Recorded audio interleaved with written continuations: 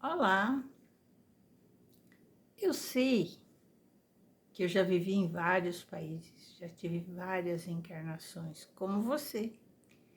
E a primeira explicação foi quando eu tinha 19 anos, tropeçando ainda na mediunidade, sem nenhum conhecimento, me foi dito que fui uma samaritana.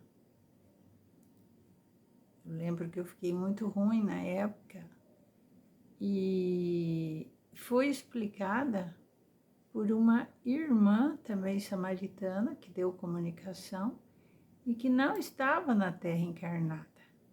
Mas nós tínhamos uma relação assim muito boa e ela sempre me ajudava no plano espiritual.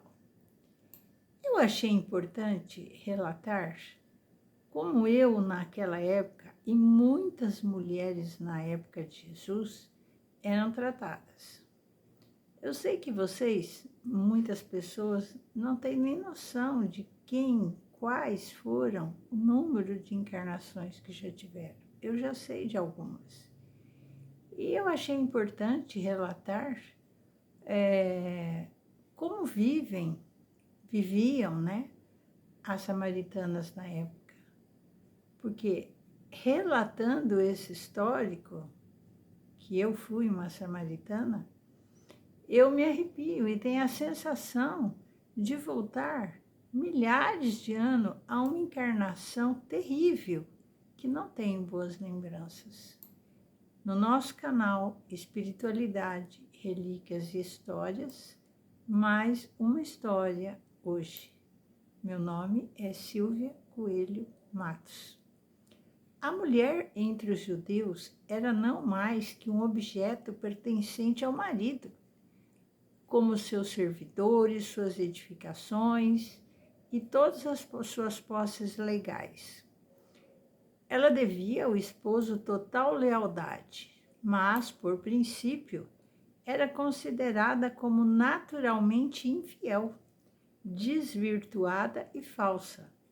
Por essa razão, a sua palavra diante de um juiz não tinha praticamente valor nenhum. Embora ela fosse obrigada a ser fiel ao matrimônio, o marido não tinha os mesmos deveres matrimoniais. Uma mulher envolta em laços conjugais não podia jamais ser contemplada por outro homem ou por ele ser abordada, mesmo que fosse para uma simples saudação. No interior da sociedade judaica, ela ocupava uma posição bem inferior à do homem. Até na esfera espiritual, a mulher era considerada desigual e para ela estava reservado um local à parte no templo, assim como era obrigada a caminhar na rua, distante dos homens. Legalmente, a mulher era proibido de tudo e de todos. Bom, a mulher era proibida de tudo e estava constantemente submetida a todas as punições. Também nos momentos das refeições, a mulher era isolada, pois ela não podia se alimentar ao lado dos homens. E normalmente as mulheres viviam reclusas em suas residências e as janelas quase sempre eram construídas com grades, para que elas não pudessem ter os seus rostos vislumbrados pelos passantes nas ruas. Agora, por esta breve visão, já é possível perceber o quanto Jesus, em sua época, revolucionou o tratamento oferecido pelos homens às mulheres. Os judeus samaritanos, eles não se entendiam desde os tempos de Oséias, o último rei de Israel. Tudo começou quando Oséias conspirou contra Salmanasar, rei da Síria. Samaria, a capital de Israel, foi sitiada pelas tropas assírias por 3 anos e, posteriormente, os seus moradores foram transportados para a Síria Isto aconteceu em 722 a.C. Somente os pobres puderam ficar em Israel. Logo vieram também estrangeiros e se estabeleceram nessa região que estava devastada. Diz o relato bíblico que o rei da Síria trouxe gente da Babilônia, de Cuta, de Ramate e de Serfavém, e as fez habitar nas cidades de Samaria. Em lugar dos filhos de Israel, tomaram posse de Samaria e habitaram nas suas cidades. Da mescla com a população que tinha ficado, surgiu uma nova raça denominada de samaritanos. O nome deriva de Samaria, a metrópole fundada por Onri, pai de Acabe, por volta de 880 a.C. No princípio, quando os estrangeiros passaram a habitar em Samaria, eles não temeram o Senhor, pelo que o Senhor mandou leões invadirem suas terras, os quais mataram alguns do povo. Com razão atribuíram esta praga à ira de Deus. Então rogaram ao rei da Assíria que enviasse um sacerdote israelita para lhes ensinar como servir o Deus da terra. E assim aconteceu que um judaísmo adulterado foi enxertado ao culto pagão. E quando uma parte dos judeus voltou à terra de seus pais, principalmente, mas não exclusivamente, parte dos que haviam sido deportados para a Babilônia em 586 a.C., construiu-se um altar para o holocausto e pôs-se os fundamentos do templo. Os samaritanos zelosos e seus aliados interromperam as obras. Assim fizeram porque negaram a eles a permissão de cooperar na obra de reconstrução. A sua petição foi: deixa-nos edificar convosco, porque como vós buscaremos a vosso Deus, como também já lhe sacrificamos desde os dias de Esar-Adom, rei da Síria, que nos fez subir para aqui. A resposta que receberam foi a seguinte: nada tendes conosco na edificação da casa do nosso Deus. Ao receberem essa dura resposta, os samaritanos passaram a odiar os judeus e logo começaram a construir o seu próprio templo no Monte Gerizim. Porém, João Hircano, um dos reis macabeus, destruiu esse templo em 128 a.C. Os samaritanos, não obstante, continuaram adorando em cima da montanha onde haviam erigido o templo sagrado. A aversão dos judeus para com os samaritanos pode ser vista ainda no livro apócrifo de Eclesiástico e a mesma atitude por parte dos samaritanos. Dois fatores principais ocasionaram o encontro de Jesus com a samaritana. O primeiro foi a desconfiança por parte dos fariseus e a consequente tempestade que começava a se armar. Os fariseus viam surgir diante de seus olhos outro profeta, João Batista. É certo que a verdadeira preocupação dos fariseus não era com o batismo de um ou do outro, mas eram as multidões que Jesus arrastava que começavam a incomodá-los. A fim de evitar um confronto antes do tempo, o mestre decidiu deixar a Judeia e partir para a Galileia. Jesus poderia, ter feito outro caminho, mas ele resolveu que passaria por Samaria, porque essa rota que unia a Judeia e a Galileia era a questão que Jesus necessitava ir por aquele caminho e chegar numa cidade samaritana de nome Sicar, porque precisava atender a um compromisso divino junto ao poço de Jacó. Ele estava ali para buscar salvar uma única triste e desventurada mulher. E a gente já ouviu, né, muito esse relato que essa mulher samaritana que tinha ido ali tirar água, Jesus disse para ela: "Dá-me de beber." E a mulher respondeu: "Como, sendo tu judeu, pedes de beber a mim, que sou mulher samaritana?" Com uma simples petição, o nosso Senhor declara que a separação entre os povos em geral e judeus e samaritanos, em particular, estava, de certa forma, com os dias contados. A parede divisória desaparece onde o Evangelho se faz presente. Então, no simples fato dele viajar por Samaria e pedir água a uma samaritana, Jesus estava derrubando barreiras centenárias de preconceito racial. Embora estivesse verdadeiramente cansado e necessitado de água, aquele que pedia, ele tinha muito mais a oferecer. E pedir água àquela mulher fazia parte de uma estratégia evangelística, se é que podemos dizer assim, à medida que o grande evangelista procura ganhá-la. Ele orienta sabiamente a conversa, levando-a de um simples comentário sobre beber água à revelação de que ele era o Messias. E aquele que pedia água fria estava oferecendo água viva, a saber, a si mesmo.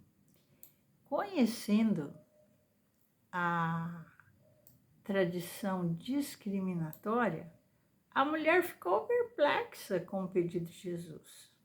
Nos tempos do Novo Testamento havia uma desigualdade muito grande entre homem e mulher.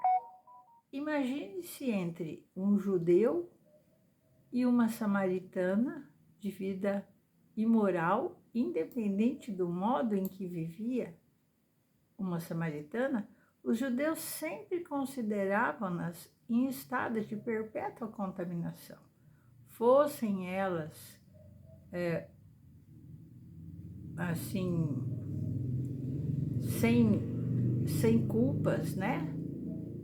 Mas a maioria era considerada contaminada, vamos dizer assim. E a mulher estava surpresa com o fato de Jesus se dirigir para ela pedindo água do seu cântaro impuro. Mas a impureza não estava no cântaro, e sim na vida dela. E era aquela vida que o Senhor Jesus queria purificar. Pois bem, meus irmãos, o encontro de Jesus com a mulher samaritana poderia ser descrito como a vitória do Evangelho sobre os preconceitos socioculturais. Ainda que a mulher samaritana não entendesse, a princípio, a verdadeira água viva, ela começou a ouvi-lo, chamá-lo de Senhor, não mais de tu, e os preconceitos socioculturais que impregnavam tanto judeus como samaritanos começam a arrefecer da parte dela. E a mulher samaritana, ela não era desprezada apenas pelos judeus, mas pelo seu próprio povo, em razão da vida libertina que levava. A vida dela era um emaranhado de adultérios e divórcios. Perto de Sicar, haviam muitos poços nas quais ela poderia buscar água. As mulheres costumavam cumprir esta tarefa num horário mais fresco e em grupo, pois era mais seguro e mais cômodo. Bom, constrangida, né, com a sua vida de pecado, e aproveitando a capacidade profética de seu interlocutor, a mulher tentou mudar de assunto. Tentou, porque a verdade era Jesus quem conduzia o diálogo.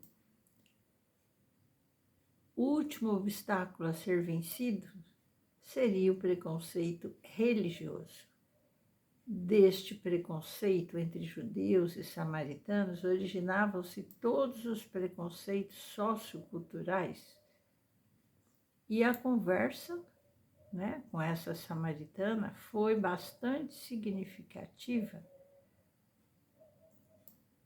para que, estando os seus pecados expostos, né, uma alma com os seus pecados expostos, ela entendeu que o nosso Senhor a ensinou, né, que poderia adorar a Deus, o Espírito e em verdade. Estudiosos da Bíblia têm dado diversas interpretações para a expressão em espírito e em verdade de João. Os samaritanos acreditavam que adoravam o mesmo Deus dos judeus, mas eles não aceitavam as mesmas escrituras dos judeus, a não ser os 5 primeiros livros. Como não aceitavam os demais livros da revelação divina, por acharem que eram invenções dos judeus, o culto dos samaritanos era defeituoso. Por isso Jesus disse à mulher: vós adorais o que não conheceis. Nós adoramos o que conhecemos, porque a salvação vem dos judeus. Os samaritanos adoravam em espírito, isto é, eles adoravam aquele que eles não conheciam, com alegria e verdadeiro entusiasmo. Mas e daí? Não adoravam em verdade, porque rejeitavam 34 livros do Velho Testamento. A Bíblia diz então, e a revelação de Deus nas Escrituras é progressiva. Portanto, é impossível conhecê-lo verdadeiramente ficando apenas com os 5 primeiros livros da Bíblia. Bom, vocês estão percebendo? Esse relato que eu estou fazendo sobre os samaritanos, né, como surgiram, como viviam, as mulheres samaritanas, como era a vida delas. E ela não seria, querendo ou não, elas eram tratadas como pecadoras, né? E a importância desse encontro com Jesus e esta samaritana é que todos procurassem mudar, né, o estilo de vida, a adoração a Deus, ser diferente. E toda aquela luz que ele deixou no seu cântaro e correu ela para anunciar na cidade essa grande descoberta, dizendo que o Messias chegou. E muitos samaritanos creram em Cristo Jesus. Então, essa passagem fez com que Jesus mudasse, tentasse, começasse a mudança da mentalidade, da separação das pessoas, né? Homens, mulheres, religiões, modo de vida.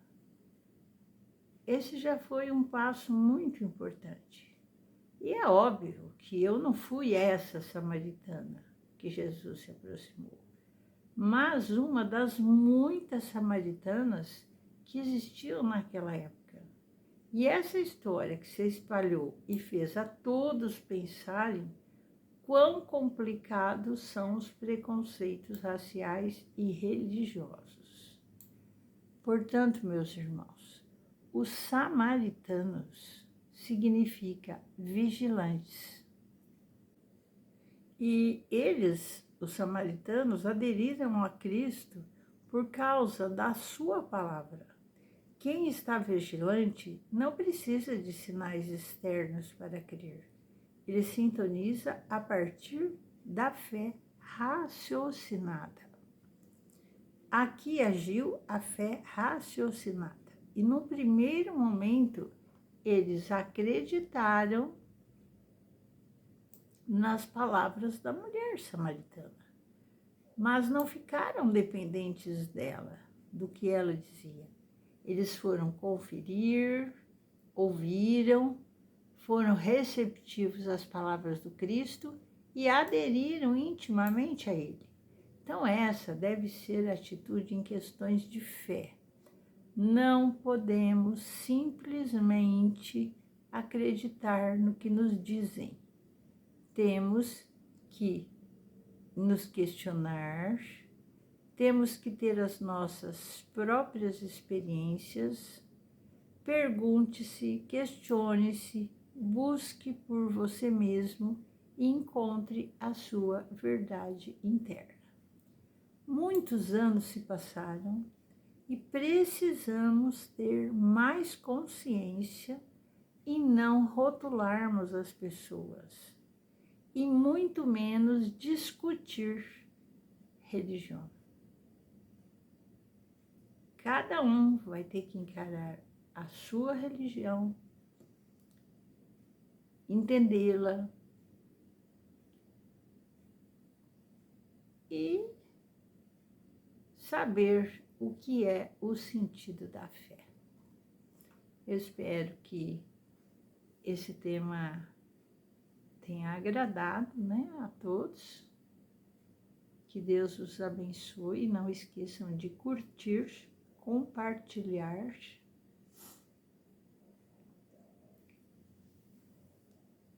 E se você não fez sua inscrição ainda, faça. Até a próxima e um beijo no seu coração. Até mais.